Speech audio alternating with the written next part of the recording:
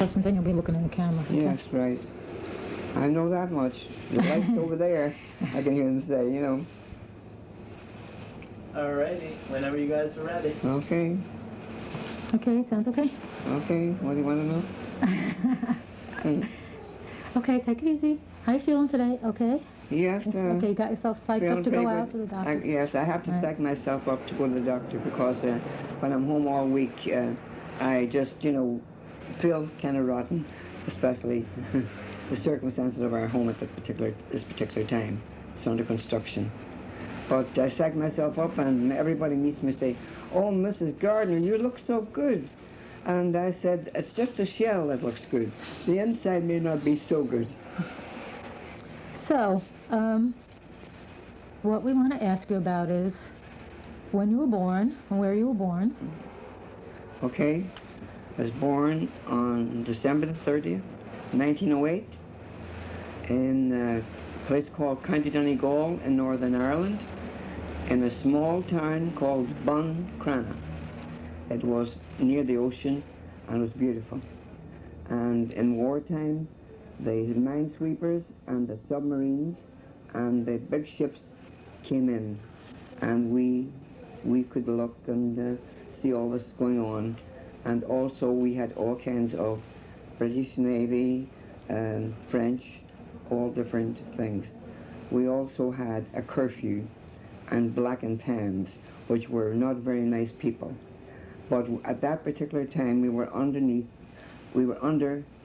England, of the 6 counties that form Northern Ireland, where all this strife is going on at this particular time, with Catholics and Protestants, which it used to be, but not really anymore, because we all worked together, and we all were in the same circumstances, large families, and we had to make a living. So the Protestants and Catholics just had like 2 days of the year when we weren't exactly friends. On the 17th of March, we Irish wore our shamrock. On the 12th of June and the 12th of July, the Protestants said they wore the orange lily, but they didn't really. They had like bandoliers, they called them, you know, bands across. And they marched. And a lot of them didn't talk to one another, which was really very silly because we were not one of those people. My dad was a tailor, and everybody came into his shop. And because they did, we had Catholic, Protestants, Presbyterians, people from other countries, and my father never taught you hate, my parents. They taught you to say please and thank you, love your fellow man, no matter what his race, creed, or color was. This was something that was drummed into us when we were small. We weren't taught to say, your friend's a Protestant, I don't want you to go with them. I want you to hate them. We were never taught that. But unfortunately, that is being done right now. Even the little children in the street have guns, and they pop them up, and they say very dirty words to the soldiers and the police, and a lot of the young soldiers that are in Ireland now don't want to be there. The simple reason is that their parentage is Irish and English mixed together. Their families went and settled in England. So they're half English, like my husband was, Liverpool Irish they called, you know, because his father and mother came from Ireland. But many are killed, and they're just kids, just young kids. Same as in World War I, when they joined the RAF, where many young men went on at 17 years old and was blown to hell. They never came back. So, let me ask you, were you the oldest or the youngest? Or? I was the first of 10 when I came to America. And after, you were the oldest of 10? Of 10. And my father was a very strict man, especially on me, because I was the eldest and I was supposed to set the shining example for the rest of the family. And you never talk back. Never, never, never. And when you were called, you came on the first call or else. Very, very strict. Never showed too much love. the father of the children. But my mother had a baby every 14 or 15 months, and my father used to say the only time he drank was when the godfather for the parent came. They would have a bottle of Irish whiskey and would have a drink, and that's all he needed was one or two, and he used to say to me, "Ellen, you're my right hand." That was the greatest compliment I had ever received. I was so happy when he said that. But when he took me, when I was coming to America, an aunt that I had never met came from America for a visit. And she said to my father, "You have so many children," Ned, they called him Edward, his name was, "you have so many children, you ought to let Ellen go to America, and she could help the family out more." Well, at that particular time, I would have went to Timbuktu to get away, because it was really, I wanted to play piano. There was no money for it. I wanted to stay in school, and I went to work when I was 13 in a shirt and collar factory. We have shirt and collar factory, linens and all that. And the reason that England will not give the freedom to Northern Ireland is because there is very great revenue coming out of that little part of the world. There is lace, coal, silver, linen, whiskey, and the revenue that comes from those 6 counties. See, we were in it too, but we got out of it. I don't exactly know why, because I was a little young. We didn't belong to it where I was born. But she will never give it up. Never, never, never.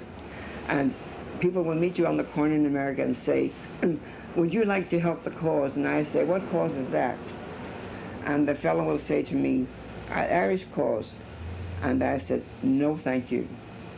If I knew where the money was going to the people who really need it, I would. But it's going for guns to kill your own people, because that's what they're doing." There's a lot of American and Irish-American boys over there who were, bumped out of the services, dishonorable discharges, who went to Ireland and taught them how to make bombs and all that. And they lived like kings over there, absolute kings over there. So I said, if the money was going to the people who had people arrested, there's no trial there. They don't give you a trial. We Irish are a sort of curious people.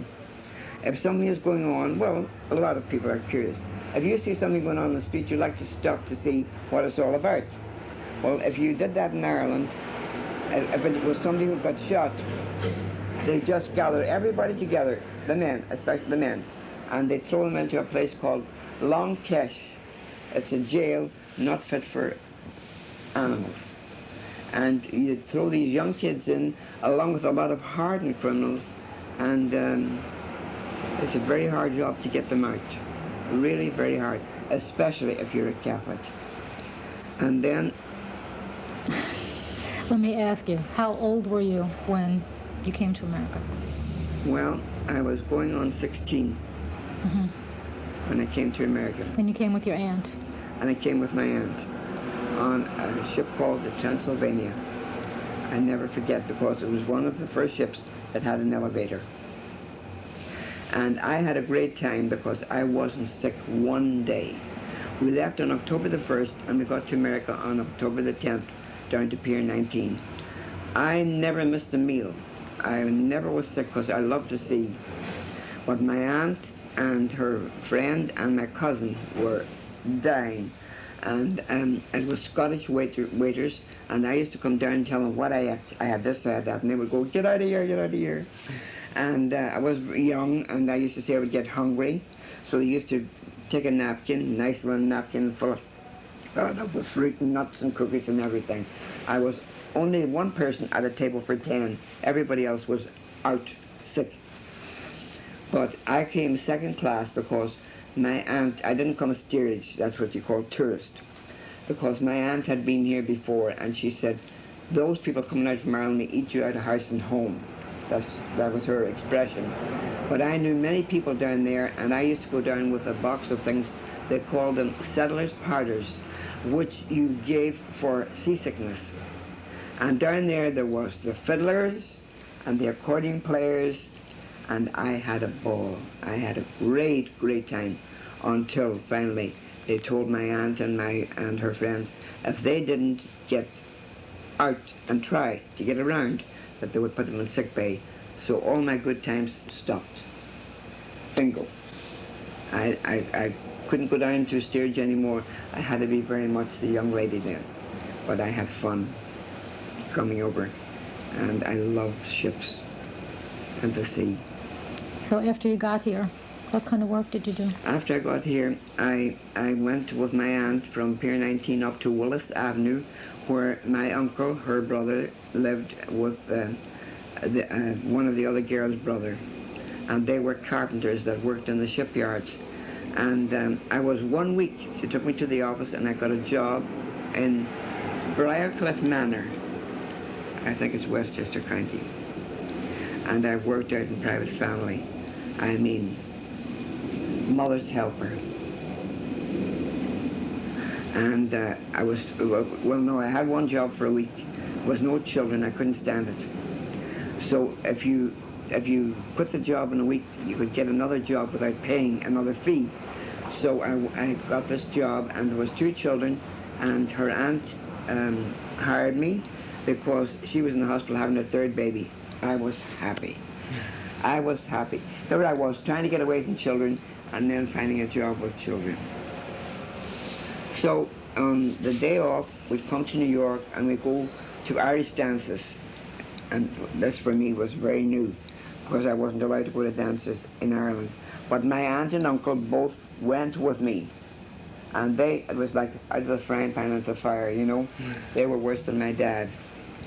But a fellow wouldn't come over, he'd come over like you know, if you had your feet like this, he would tap you with a shoe, you know, say, dance, you know, dance.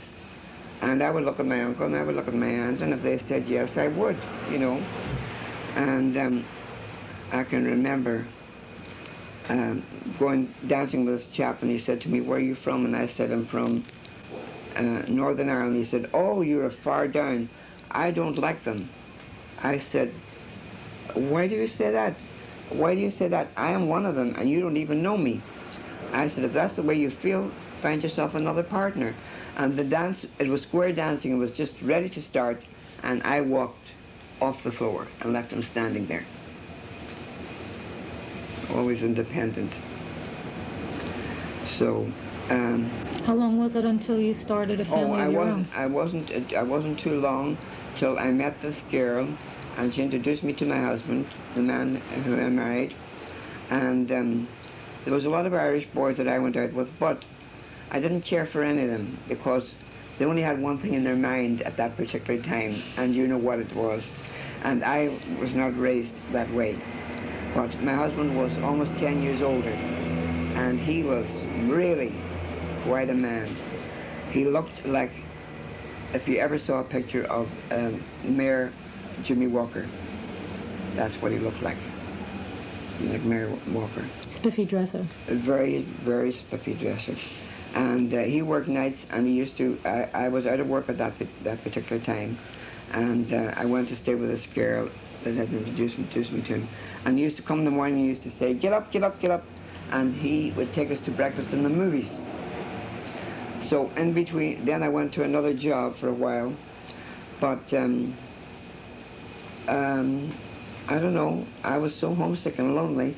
If I had had the money, I would have went back, but I had to pay my aunt my passage back, send some money home. And I didn't know my husband very long, very short time, less than 2 months, when he said, let's get married. So we did. And I got married in City Hall first. And being a Catholic, it bothered me a lot.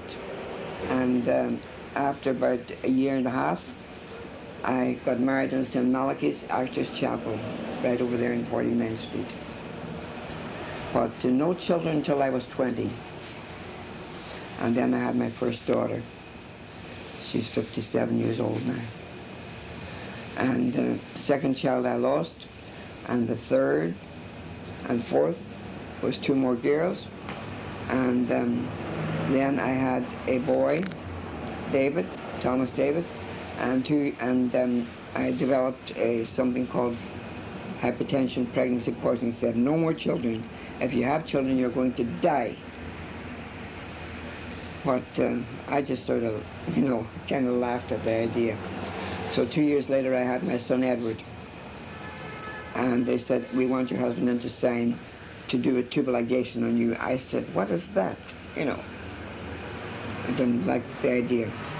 And my husband didn't show up because he liked to have a couple of beers and being another, when I had my first son, that's what I was waiting for.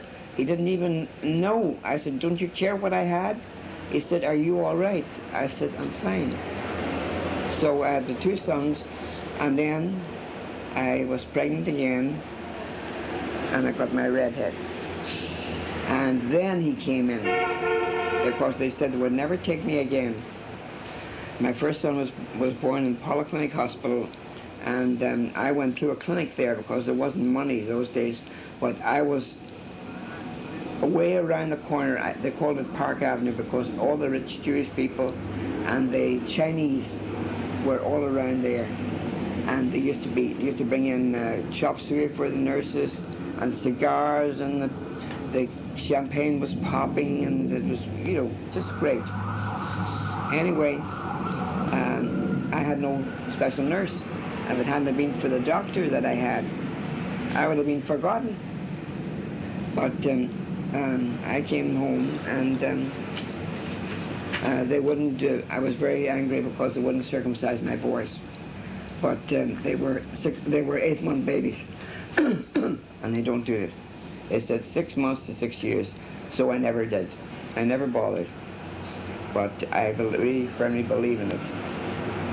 So I worked with several jobs because my husband had a disability then with his back. And being an engineer, he would black out and we're afraid he would go and fall into the engine. So I worked on a cleaning unit on 5th Avenue. Then the best job, and the job I loved most of all in my whole life, was a rehabilitation for mentally ill. And the place was called Fountain House Foundation. Very small place in 47th Street. Now they have a big place. We had no money. I worked for like $60 every 2 weeks. I was not professional help, but I had some kind of a gift. Whatever kind of a gift I had, I could get these people to do anything for me. And the social workers would have me make notes, and the social workers took the credit for what I did. But I didn't care. But my husband was in and out of the hospital with his back, and he had to have it. They decided for his arthritis that they removed his teeth, if that would help. So I remember taking all the children one Father's Day, and they couldn't go up. And I remember him coming to the window and him looking down at the children. But I had to leave the job, because they started to cut my hours down. When I was giving them 40, I was giving them 50. And the director would call from New Jersey and say, Ellen, would you run up the street, because we're in the same block, would you go to such a drawer, take out a file, and read this off to me? And I never learned to say no. I would do anything. And I hated to leave there. But on the weekends, I went to work in a drugstore on a corner of 49th Street as a cashier. And I was local 1199, which is the union. And the boss of the drugstore was my pharmacist, and he said, why don't you stay with us, Ellen? So I talked to Fountain House, and they weren't going to do any more for me. I was training all these girls that had been, there was not any real crazy people. Borderline. They were just borderline people. So they were laying to work, do work. The reason I got them to do things for me was, if I did it, they did it. I would get down on my knees and scrub a floor. They would do it. But when the social workers would say, you go and do this, you go and do that, you go and do the other thing, they pretended they didn't hear. So if I had been a social service, if I had had the education or the chance to be that, I could have been getting a nice pension now, but I wasn't that lucky. So I left and went to work in the drugstore. And my children were always in the neighborhood. You know, we always lived in the neighborhood. And I could come home, you know, give them, you know, no, I worked from 3:30 to 11:30. But if I had to work in the mornings, some people wouldn't show up. They would call, Ellen, can you come in? You work till 11:30. I would, instead of saying, I can't make it, I'd go, okay, I'll be there, you know. One of those gals never learned to say no. So then we lived in 47th, and one of my children took ill. And she had meningitis of the brain, and we didn't expect her to live. And I was carrying the second one. So she lived. She's going to be 53 years old. It's her son who made me a great-grandmother. And I went to, I got lost for a minute there. You're talking about your second daughter. Yeah, I'm talking about Dolly. Who had meningitis. The meningitis. Mm-hmm. I used to have to go to Bellevue every Monday. She had several operations on her leg, and I used to go every Monday for 7 years. I went to Bellevue, and I had to learn not to help her. If she ran and fell, I had to let her get up. And it was very hard on me. But all my children, as they grew, they worked after school. People didn't know my sons. I said, I don't see your son in the corner. I said, they don't hang out in the corner, they work after school. I don't have money. I only have money to give them to go to the movies and maybe to get a soda or something like that, because I have to keep the home going. So I took the first superintendent job to take care of the building, because I got free rent. And I was living in 47th Street. And my husband was always saying, you'll never leave here, you'll never leave here. And the same man that I was working for had 7 houses in this block. 7 houses. I said, oh yes, I will. And I took the job. And I worked from 47th Street up here every day, putting pails away, doing the work, because I wouldn't come till they painted up the building. I was in the next house, 447, that way, the next apartment over there. And I worked for 14 years. 14 years. My husband, my daughter married a boy from a place called Millville, New Jersey. He was coming out of the Navy. And she was the girl who had meningitis, and she was lame, you know. And my husband used to say, you know, all the other girls can do this and all the other girls can do that. And Ellen won't be able to, you know, go to the dances. She went to the dances. They had a farm called Hardley Farm. She danced. She did everything that everybody else did. And her and Danny went together not too long, and her and Danny got married. And when her son was born, the boy who's in the Navy now, we had a nurse come from John Hancock Insurance, and she would always come after we had the big beds and everything, you know. And my daughter could do anything that anybody else could do. She drives a big station wagon now, and all she has is a spinner on her wheel, you know. A knob. A knob, like a knob, a special knob. And my daughter Kathleen lives across the street. Mrs. Colby, she has 2 daughters, one a nurse, one who works in Bloomingdale's, who is going to be a buyer, and she worked in an Italian store, you know, cutting and making sandwiches. And after I worked in finance, I used to go around and make all the sauces. Here was an Irish lady cleaning squingeal, making sauces for Italian sandwiches.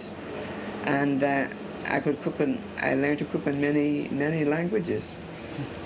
And usually when I make chili, I make a great big pot. And there's a lot of young men, you know, that live alone. You know, they're waiters till they get acting jobs, you know. And I call them and say, come down, but no, bring your own utensil, because you have all my Tupperware. And everybody knows Mrs. G. Everybody around, they call me Mrs. G. Everybody knows Everyone in the neighborhood. Everyone in the neighborhood knows me. And they say, you used to work in the drugstore. I remember you from the drugstore. You haven't changed. But I'm 13 years older because I had vascular operations and different things that in my legs. And I had an ulcer that was so bad that by the time I got to a doctor, I was waiting for my first grandchild to be born. The doctor said to me, why don't you wait a little longer, Ellen, and we could have cut the leg off. You would have gotten gangrene. But what problems do you have now getting around? And I don't have too many problems getting around. There's some days that are very bad, but I have 17 years I have arthritis, and I have learned to live with it. I have osteoarthritis, which I'm going to have until I die. I don't know, there's no real cure. I have taken pills for $1.35 a piece. I have taken 2 Advil for very cheap, the same difference. I had a prosthesis of my knee done by my orthopedic doctor who comes from Yugoslavia. He is a saint, if ever there was one. He did this job for me. I could have danced a jig. I was down in the country in Melville, and I got a call in the night, and one of my daughters had cancer, and I thought she had died. So I felt very, very bad. And I rushed to the phone, and coming back, I had been reading a large book on the Queen Mary that my grandson told me to read, because he said, my father and my grandfather used to do this with the engines, but now I do the same thing, but they're computerized. I just sit there and look at them, you know. So I slipped and I broke my hip and ruined my prosthesis. So this leg is over here, the sciatic nerve. So sometimes when I walk 5 blocks, coming back, I have to stand against the wall and take a cab to get home. But I won't give in. I've had a gallbladder operation that I thought was the end of my days, and my ulcer healed, and there was a lady upstairs who was gardeners of the Standard Oil with an eye, you know, we're just gardener.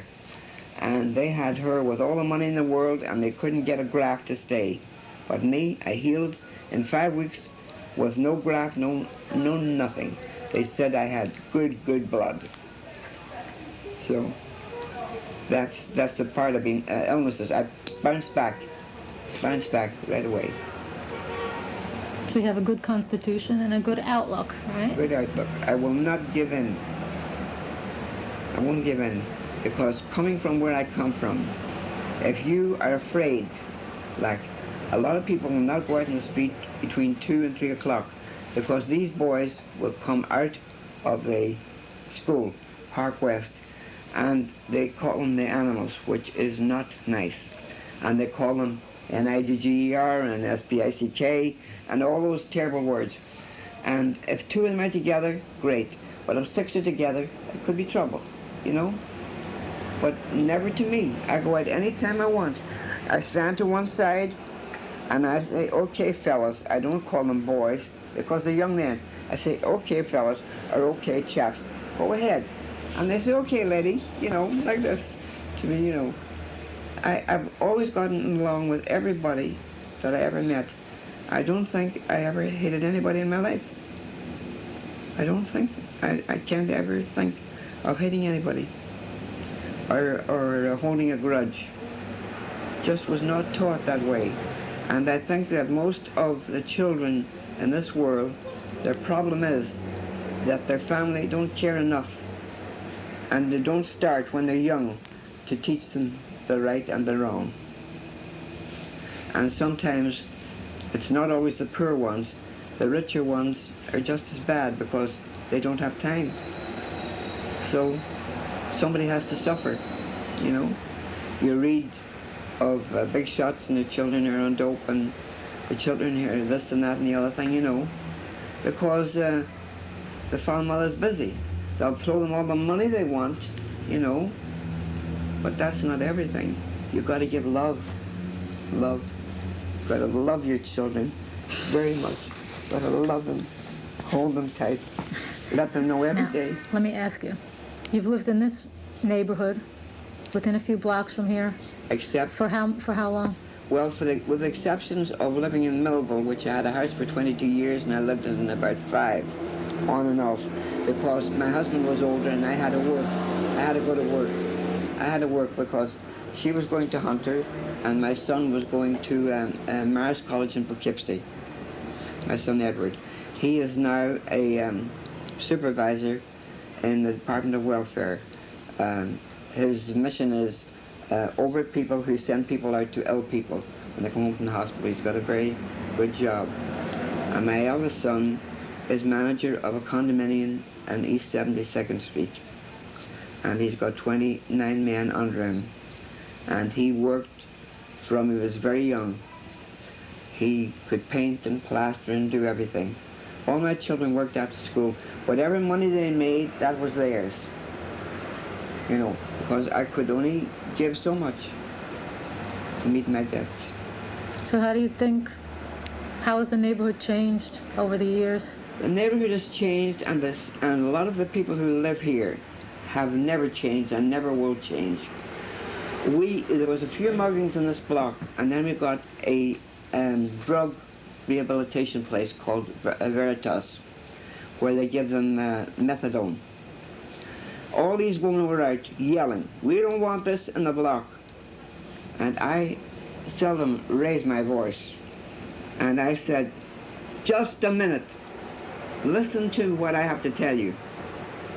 Because I have worked in this kind of work, well, in the rehabilitation, you know, I knew what it was to work with people. I said, "You ought to go down on your knees and thank God you've got this, because there'd be no muggings. They can go and get what they would mug you for." I says, "And another thing, let me tell you, a lot of you ladies that are out here blowing off steam, your children and your grandchildren are on dope." "What do you mean, you so-and-so and so-and-so?" You know what I mean. And they would call me all the names you could think of. But they found it out, because a lot of those boys have OD'd, they're dead, they're gone. They are dead and gone. And they were the sweetest. There was one boy, he would have made the big leagues as a skater. And first he started, well, he wasn't taking first, he was pushing. It was in the other house. He used just marijuana in the beginning. And all these kids used to go up, and when they were coming down, they got to my floor, which was one flight up, 17 steps, they jumped. The whole building shook. So I told them. I called Johnny and I said, "Johnny, I want to talk to you. You've got to stop it." I said, "I know, I can smell that stuff in the hall. And I'm telling you to your face, because you call everybody rats that says anything. I have 2 legs, and you may call me a rat, but I'm going to call the Junior Narcotics Squad, and I'm going to turn you kids in. Because I used to find on the top of my transom when I'd be cleaning, spoons, needles, fixes, everything. And I took everything and dumped everything. So there's a lot of boys the age of my boys that are long dead. If they're not, they're in jail or God knows where. So when the Spanish people started to come, we're living at the other side of the block, and people would say, "Look at what we got now." A bunch of, you know, the word they would use. I had them coming into the drugstore. They were very nice people. They were just like us. The only thing, I couldn't speak Spanish, but I did learn all the words, you know. All the, you know, how much was something, you know. I could tell them how much it was. What did you do at the drugstore? The drugstore, I was a cashier, but we had a fountain then, so I took the cash from the fountain. We sold Lofts candy. I took care of that. I sold cigars and cigarettes. I had an old machine that you know, you used the handle, and I had to come out on my 3 keys even, you know. So you dealt with just about everybody that came into the drugstore? Everybody. And they used to come in then, young men who had been to the war. They used to go to the printing school across the street here for brush-up sessions. And one day this man came to me and he says, "I want a card." I said, I'm sorry, sir, I have to get my boys out first. They're going to school. You know, they're all married men. But they would want, like, they were paying for their food, then they would want a book, then they would want cigarettes, you know, and it was all different keys all the time. You had to really be, you know, on the ball. And I left school when I was 13, but I was always good at, I guess they call it algebra now, long division. Figures. Very good. In my head, I could go bing, bing, bing, you know. And he said to me, well, I said, you can go in the door, sir, you know, you can go in the door. So he said, I want you to get it for me. I said, well, as I say, you can go up the line, maybe somebody will help you, but I have to get these men out first. I said, I don't leave my register while I'm taking money in or out. When they're gone, I went over and I said, can I help you, sir, now? And he told me, and I got a card out. 2 days later, my co-worker, who was a sister-in-law of my boss, says, Ellen, you got a citation. I said, I got a citation. Well, coming from Millie, who, because she was a sister-in-law, you know, she thought that she was the cat's meow. But instead, she was a union member just like me. You know, no different. But she was always telling me, you've got to do this, you've got to do that, you've got to. So I said, what did I get the citation for? She said, well, the national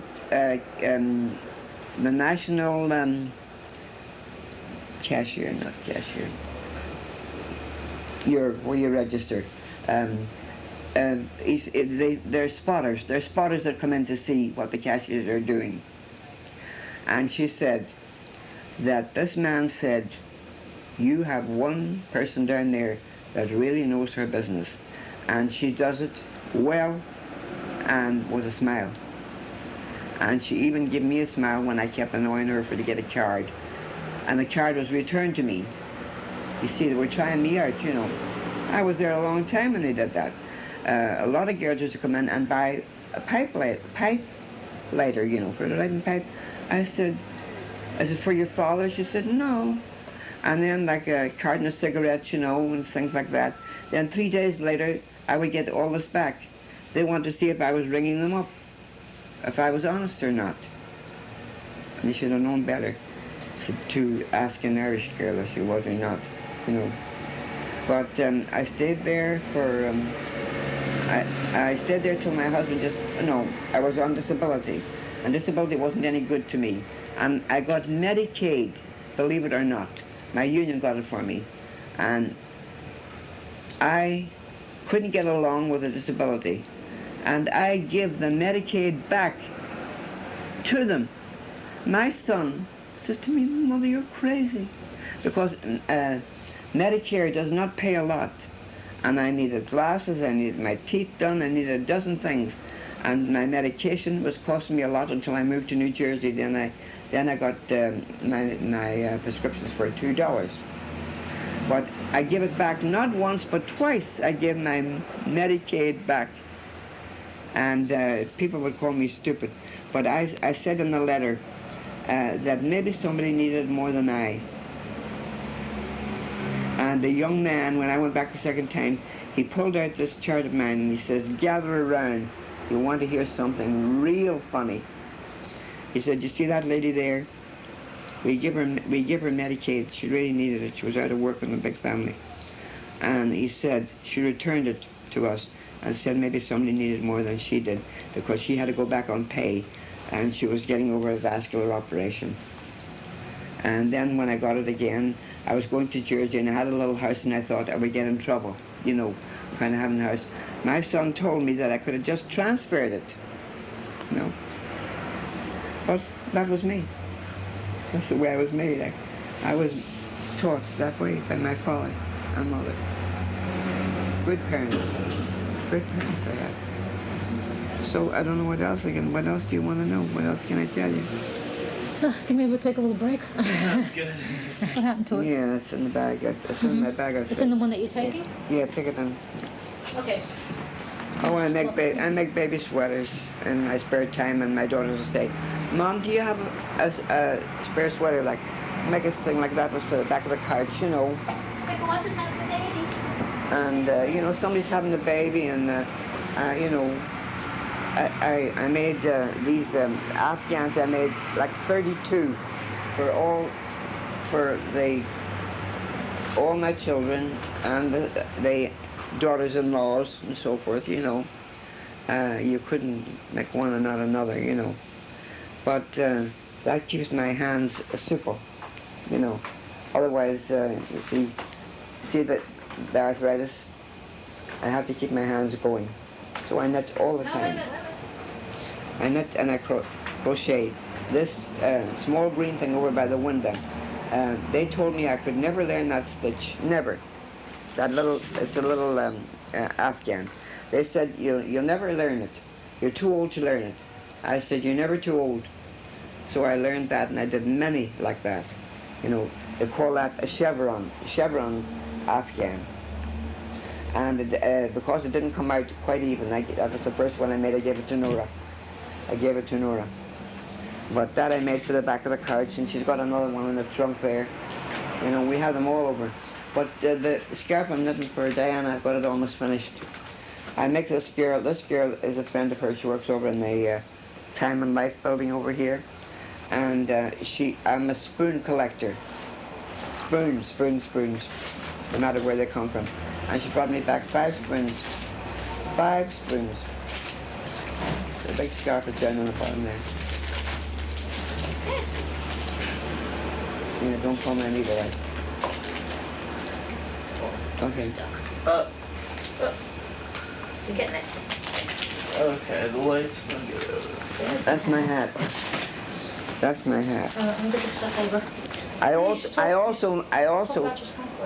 have a lot of grandchildren who are Cabbage Patch babies, and I have made for them all.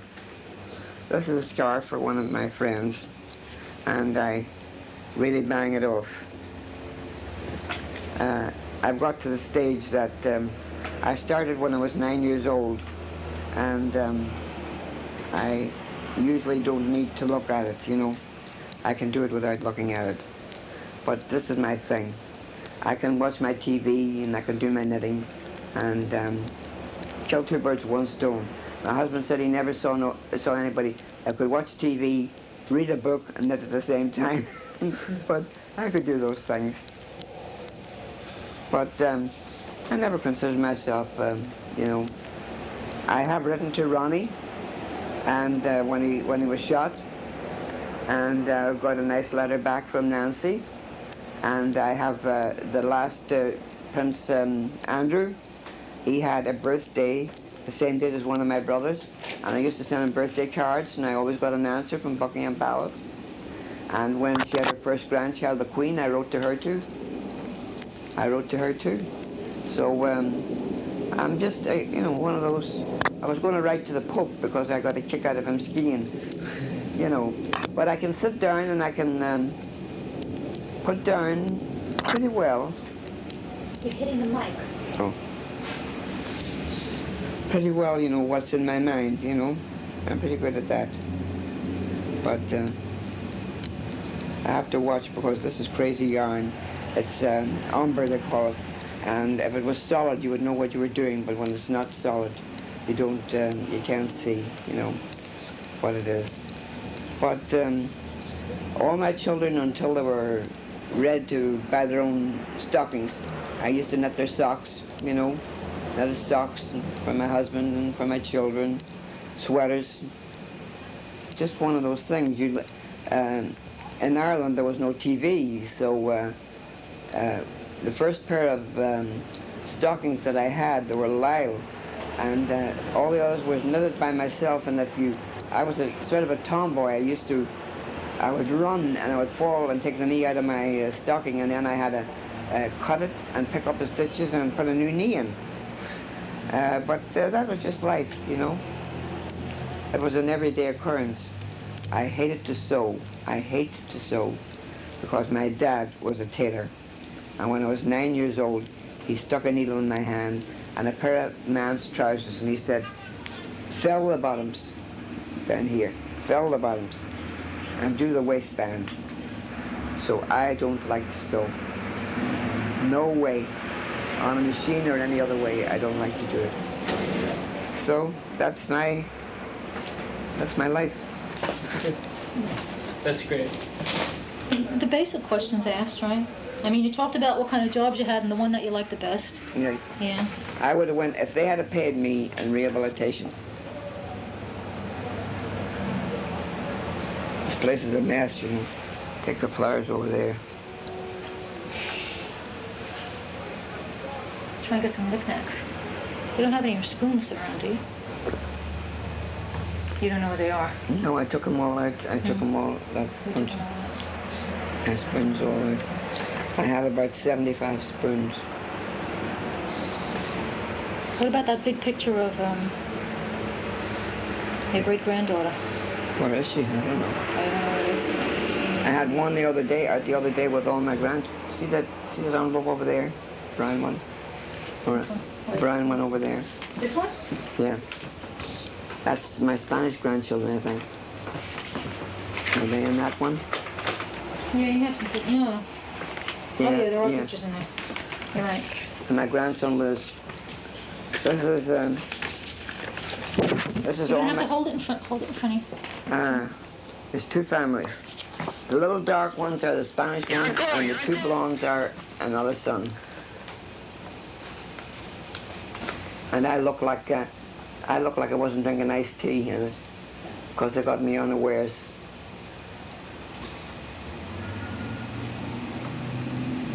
But they're older now. This is about 2 years old. Baby in any one of those. I don't know, we took all those good pictures of your great-granddaughter. How about this one? Just like I used to have a French twist.